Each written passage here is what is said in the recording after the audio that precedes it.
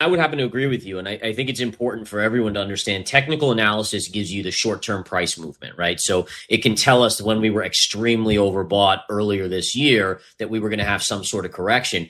But it's the fundamental stuff that you're talking about, which is the bigger macro picture, which will ultimately drive price over the long term. And that's where I am fully. I mean, I'm a huge, I wouldn't call myself a prepper, but I'm to the point where I like to buy insurance, right? And when I buy metals, it's because I'm concerned about when I see the US debt skyrocketing, global debt skyrocketing. There's no care in the world amongst the political elites to control the debt. We see all of these other factors. And then you, like you said, follow the smart money, right? Follow the big money. What are they doing? And it's just, I mean, it's a glaring flashing light.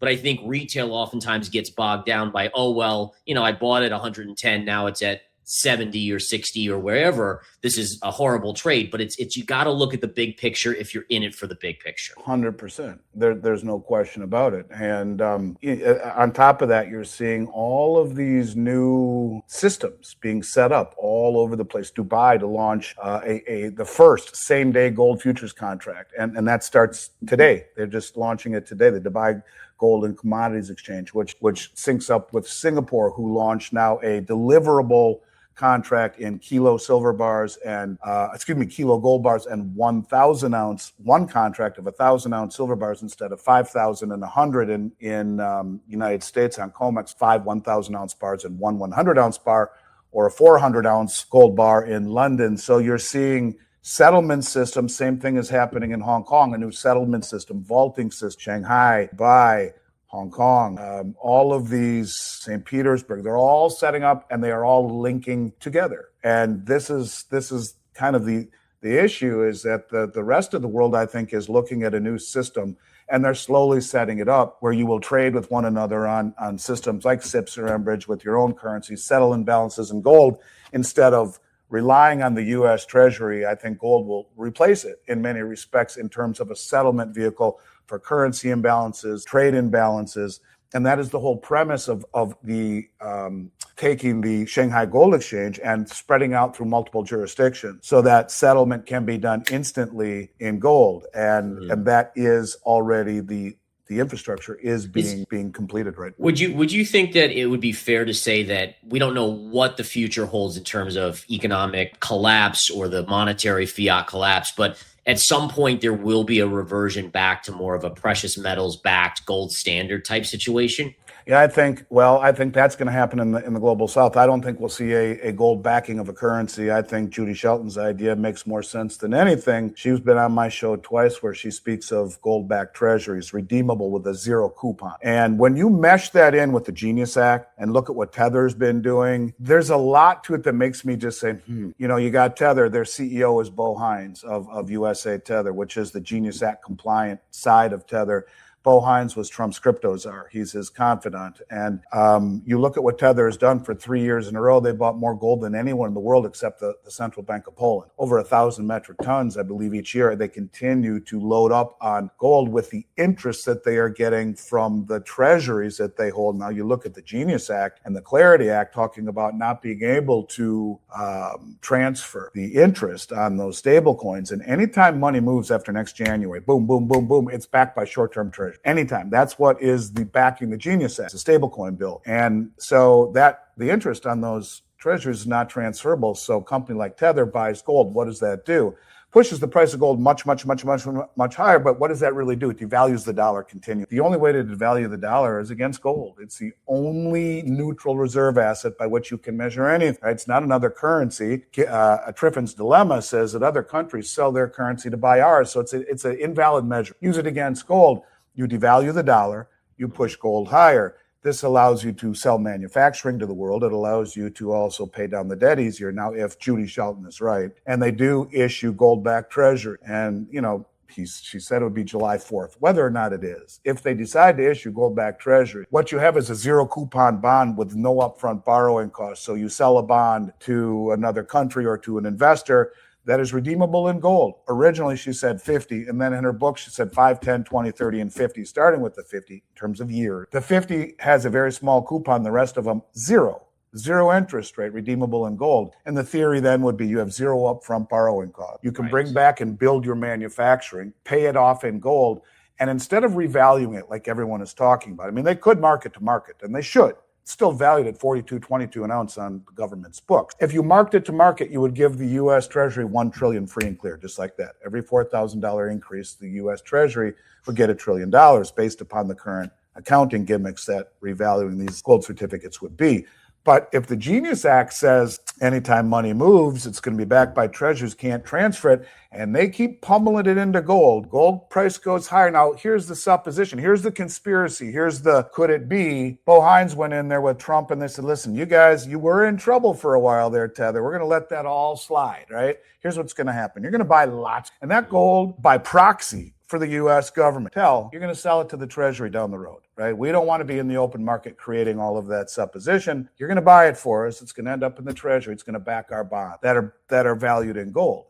The price of gold keeps going higher, higher, higher, higher, higher. The dollar goes lower, lower, lower, lower, lower. Treasury buys it. Now, Van Eck funds came out recently, Gareth, and said if the dollar lost reserve status, we could see gold going to 139,000. That's Van Eck. That ain't me. Right. So let's just pretend that is what happened. You sell a $20 million redeemable bond in 20 years. In gold today, it's over 4,000 ounce at 139,000 an ounce. What is it, 150 ounce? So you have the ability to pay down the debt much easier, bring back manufacturing and build new updated facilities, sell your product to the world and pay down your debt. And you didn't tie gold to the currency. You still have the monetary latitude to do whatever you want.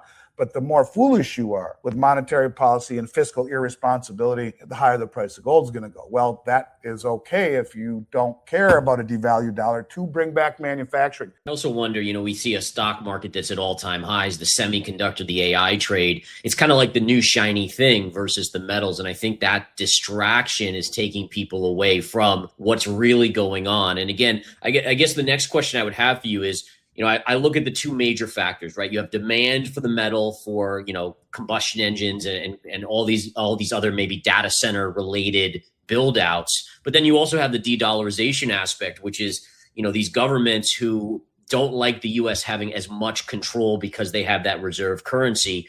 Do you think it's a combination of those, or is one driving the accumulation of the precious metals more? I think it is that way for sure with gold. I think gold is quietly becoming rewoven into a monetary system, especially in the global south. It will be settlement system with the expansion of the Shanghai Metals Exchange. Throughout, they just finished the first one in Hong Kong. They're expanding it into Saudi Arabia, into Dubai, to Switzerland, and then throughout all of the Belt Road countries to connect with their SIPs, the Cross Interbank Payment System, and the mBridge, which just rolled out. The SIP system, China just signed up the countries in Southeast Asia, the ASEAN acronym, 800 million people, twice the population of the United States, China's largest trading partner by far, using a settlement system that circumvents SWIFT and settles like that outside of SWIFT purview. And all of these countries are being incentivized to trade their local currencies and settle in balance. That is the premise of the unit settlement currency that trades on mBridge. And that is the premise of the internationalization of the yuan, so they say. It is building the rails of the BRICS in all of these exchanges that we are seeing pop up in Hong Kong, in Singapore, in Dubai, St. Petersburg, Moscow, on top of Shanghai. And the significance of the exchange now done in Hong Kong is that when gold leaves China, it has to go through Hong Kong. When you see a system where Dubai can sell their oil to China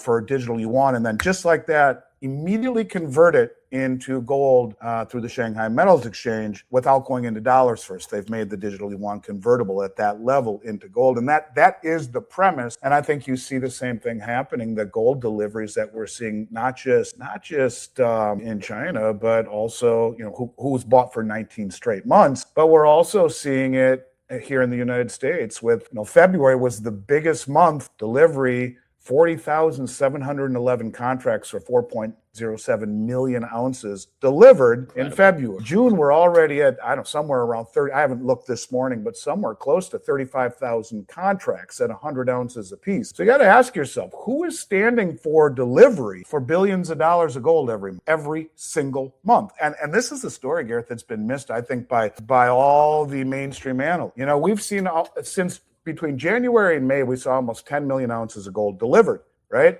And at current prices, that's roughly 45 billion in gold. And And this is happening every single month. And so I would simply say that the most well-informed traders, to your point, are using misdirect of what's happening with the AI trade, what's happening with the S&P to run cover. And if you look, their gold, the mining index reached zero in terms of its bullishness by the advisors. Zero. I've never seen that happen. So it's misdirecting. And if I guess I would just simply say this, that the players at this level, they don't screw around spending between 9 and 10 figures every month for 19 straight months for standing, for delivery. Now, not all of that metal's left. A lot of it has left. A lot have. Over 1 million ounces in the last 30 days has left. But the fact that they're saying, no, I don't want a paper warrant, please. I want the number bars in my account now. Thank you very much. Speaks volume. Yeah. From there, the loadouts, well, that'll happen when it happens, if it happens.